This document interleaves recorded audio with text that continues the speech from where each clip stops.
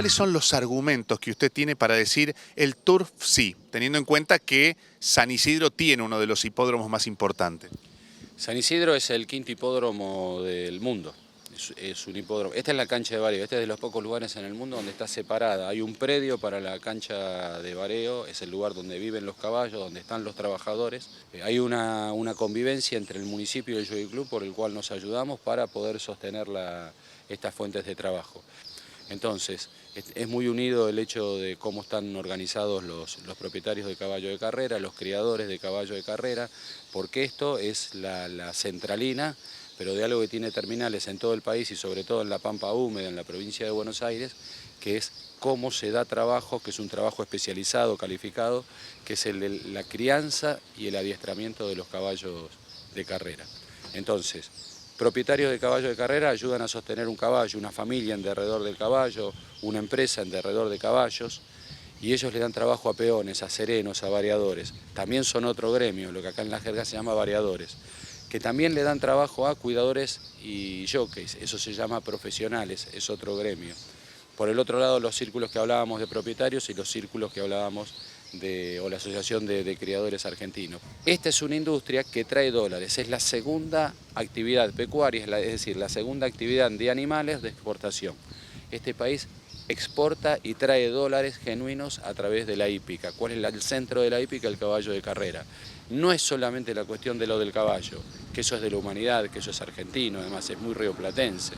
Esta es una especialidad que vino hace 150 años de inmigrantes irlandeses fundamentalmente, que traían su conocimiento respecto del caballo de carrera, y ahí vino esta cuestión de la época de oro de la Argentina, que trajeron sangres de Francia, sangres de Inglaterra, mezcladas con el tiempo con lo que había con los caballos autóctonos, que inicialmente se trataba de juegos, y ahí vino juegos deportivos, y ahí vino la cuestión después de hacerlo de lo del turf. Es muy importante, el fundador del Jockey Club es Carlos Pellegrini, quien antes de ser presidente y siendo presidente, lo que hizo fue fundar esa institución para el desarrollo de la hípica en la Argentina. La carta fundacional del Jockey Club es para el desarrollo de la hípica en la Argentina. De lo que se trataba fundamentalmente era del turf.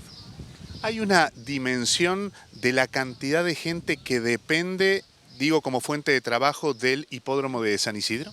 La encuesta de Ibope de hace 6 años da que hay 300.000 personas de manera directa ligadas al turf, ya sea porque están en los centros de entrenamiento, ya sea porque son empleados de hipódromo, ya sea porque están en los lugares de adiestramiento, ya sea porque están en los lugares de crianza. Son 300.000. A ver, es equiparable y hasta un poquito más la cantidad de fuentes de trabajo de familias que viven a través del turf de manera directa e indirecta que el gremio desmata. Es decir, el gremio que tiene que ver con los empleados, con los trabajadores respecto de la cuestión del automotor. Y el año pasado, cuando usted se mezcló en la protesta y vino y escuchó, ¿qué cosas escuchó? ¿Qué le decían? ¿Cuáles eran los reclamos o en todo caso los miedos que usted escuchó? La ley es una ley que dice que como en este lugar, en San Isidro, no se quieren máquinas tragamonedas, que es un acuerdo que viene de la época de mi padre, es un acuerdo que sostenemos los vecinos, que sostiene el municipio y en el cual está absolutamente aliado con la iglesia. Tenemos fuertísimas convicciones en contra del juego que no da trabajo, del juego compulsivo como es el juego de las máquinas tragamonedas. De ese equilibrio, entonces, como a los que tienen máquinas tragamonedas en el área metropolitana no les conviene que se abra nada en San Isidro, de ese equilibrio vino que hasta el 4,5% del producto de las máquinas tragamonedas que están en el área, en el Gran Buenos Aires, etcétera, se vuelca el sistema. Ustedes vieron cuando yo recién charlaba con gente del interior que estaban acá de Pergamino, les preguntaban cuánto estaba el premio, etcétera, y eso va al premio. El premio del caballo en realidad es una base salarial del premio del caballo, viven, comen, reciben su salario el jockey, el cuidador, el variador, el peón, el sereno, y así se va moviendo todo. Y después, el 30 y pico % es para eso, el 60 y pico restante es para el mantenimiento del caballo que lo recibe el propietario. Nosotros eso no lo queremos. La base del acuerdo, ¿cuál es? En lugar de máquinas tragamonedas, lo que tiene que haber es como en otros lugares del mundo, que es, hubo una agresión del Estado cuando el Estado fue el desarrollador de juegos abstractos, juegos que no dan trabajo, el Kini, el Loto, esto, lo otro, y entraron a hacer publicidad y afectaron sobre una fuente de trabajo legítima como es la que está alrededor del caballo y del caballo de carrera. Tiene mala prensa. ¿Y por qué cree que se ha generado esta mala prensa? ¿Qué estuvo faltando ahí en el medio? Una mala visión estratégica de cómo cuidar a estas 300 y pico de mil personas, familias, y siempre era la época de bonanza del país y siempre había ingresos y el turf estaba en su momento de oro. Y el momento de oro acá es hasta promediando los años 80, hasta ingresado los años 90. Además agreguemos que el juego es una actividad de inflación, ¿no? Entonces, a medida que el país se fue centrando, se fue normalizando, obviamente el juego venía más ordenadito. Dentro del juego ordenado está esto: los bingos, las máquinas tragamonedas, los juegos de casino, las ruletas, todo eso era y tiene que ser para los lugares a 300 kilómetros, a 400 kilómetros, en los lugares donde están los lugares de veraneo. Y acá lo que tiene que haber es juegos que son regulares.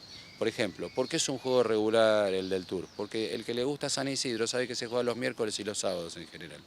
Y uno entre carrera y carrera tiene media hora. Entonces no es algo compulsivo. ¿Qué hubiera pasado si la ley salía? Tuvo una buena intervención el presidente Macri, donde todo se manejó hacia adentro, hacia adentro, hacia adentro, y se puede contar, en el sentido de una buena intervención, en el sentido de que no se debía perder esta fuente de trabajo, porque este dinero que gasta el Estado es un dinero que vuelve en ingresos brutos de la provincia de Buenos Aires, vuelve en lo que se paga en cada uno de los campos en el inmobiliario rural. Es un dinero que vuelve porque le da trabajo a la gente, es decir, si a cada uno de los que perdió el trabajo hubiese que darles un plan trabajar por razón de que perdieron el trabajo por una agresión hecha por el Estado mismo, ¿cuánto sería el dinero que se perdería? Es decir, por eso digo, es una zanahoria social. Es algo que gusta del caballo de carrera, la gente tiene que tener una vida donde uno tiene el fútbol, donde uno tiene otros deportes. Uno de los deportes, que además es un deporte fuertemente televisivo y que lo hace muy atractivo, que es el caso de lo del turf. ¿Qué le pasó a usted cuando la veía la gobernadora inflexible, sin querer casi negociar y que se mantenía en su postura? De hecho, impulsó esta ley. El problema es que hizo una ley, que era una ley que decía que al final de su mandato se acababa el turf. Y decía que si ella ganaba se acababa más todavía, entonces era imposible volver a producir un acercamiento, cuando yo entiendo que desde el turf, en su primera elección, en la del año 2015 y la del año 2017, estuvo absolutamente de manera mayoritaria apoyada por los trabajadores de este sector, por los propietarios de los caballos de carrera. Me parece que le acercaron mal un tema y hubo una buena intervención por parte del presidente Macri, donde entre todos pudimos colaborar para que no se llegara a esta ley. El problema de esta ley es que durante el primer año que se promocionó la ley, empezaron a retirarse los capitales. Hay quienes dicen que la actividad hípica debería ser separada de lo que son los casinos, los bingos, en cuanto a la administración. ¿Usted cree que esto es un proyecto saludable, digamos, para la actividad? En la medida que no se pierda el fondo de reparación, que es ese fondo con el cual funciona este sistema, por el cual hasta el 4,5% del producto de las apuestas de las máquinas tragamonedas que están fuera de los casinos del Estado, las que están en las calles, por así decir, todas estas máquinas tragamonedas, en la medida que no se pierde ese fondo, se puede hacer de todo, se puede pensar para un lado o pensar para el otro. Lo que no se puede perder es el fondo, porque el fondo es el fondo que sostiene el funcionamiento de todos estos cientos de miles de familias alrededor del Tour y que permite el ingreso de dólares a través de la venta del caballo de carrera. Algunos dicen: hay maltrato animal, incluso ya hay protestas en este sentido, hay declaraciones, hay organizaciones que dicen están maltratando y están usando los animales para llenarse de guita. ¿Qué dice usted frente a esto? Esto es así. Hay una línea internacional a la cual adhiere la Argentina y en la cual está el Jockey Club y todas las asociaciones que están en contra del maltrato al caballo, al animal en general, y lo que es responsabilidad nuestra es la cuestión de lo del caballo. Es más, ya hay normas internacionales respecto de cuántas veces se puede usar una fusta, que son 5 veces, y respecto de que la fusta no se puede utilizar con la aplicación de la fuerza, sino que es un estímulo, y que la fusta no puede pesar de tanto ni puede tener ningún tipo de fibra ni de nada. El caballo en realidad es un caballo que para ser cuidado, el caballo corre con sus medios, que es con su peso, con su musculatura, con sus remos, con sus manos y con sus patas. Las manos son las patas de adelante. Bueno, pero en realidad el caballo corre con el alma. El caballo lo primero es que al caballo le guste correr. Y para que al caballo le guste correr, el caballo tiene que estar bien. Y no hay otra manera que el caballo le guste, es como el niño. El caballo es criado mediante métodos de estimulación temprana, desde que nace hasta que está en el momento de entrenamiento, de adiestramiento y del momento de adiestramiento en adelante. Y para que el caballo le guste correr, tiene que ser bien tratado. En un lugar de caballos, yo soy Sapo de Otro Pozo, soy invitado a este canal que además es manejado por una mujer, es administrado por una mujer este canal de YouTube. ¿Sigue siendo una actividad muy machista? Digo, en este tiempo en el que se habla mucho de los derechos de la mujer, es que está muy bien que se hable y donde hay muchas conquistas y hay muchos reclamos que estaban postergados durante décadas. No, es adelantado. Primero partamos de la base de la lucha de los géneros, ¿no? Este es el deporte donde primero las yeguas le ganaron a los caballos.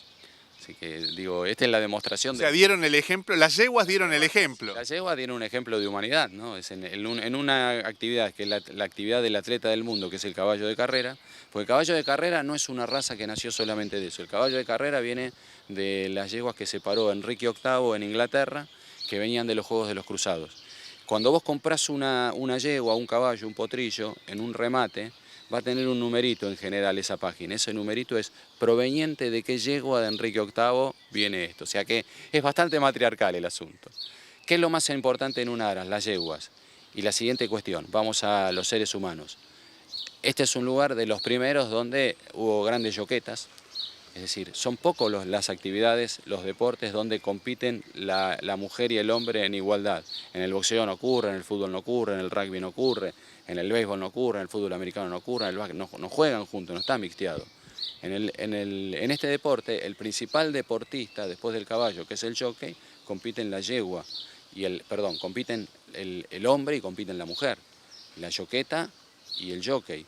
Y hubo yoquetas y hay yoquetas que son legendarias, desde Marina Lescano, Irene Guimaraes, a hoy mismo, bueno, por ejemplo, Lucrecia Carabajal. Lucrecia Carabajal, veterinaria, yoqueta, hoy cuidadora, casada además con un cuidador, tienen ya un hijo.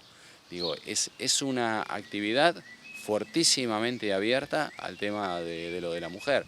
Muchas mujeres que son propietarias de aras, impulsoras, ellas son las que llevan adelante el aras. Muchas mujeres que son propietarias de caballo de carrera y ellas dirigen cómo es la carrera de su caballo. Muchas mujeres que son cuidadoras, ¿no?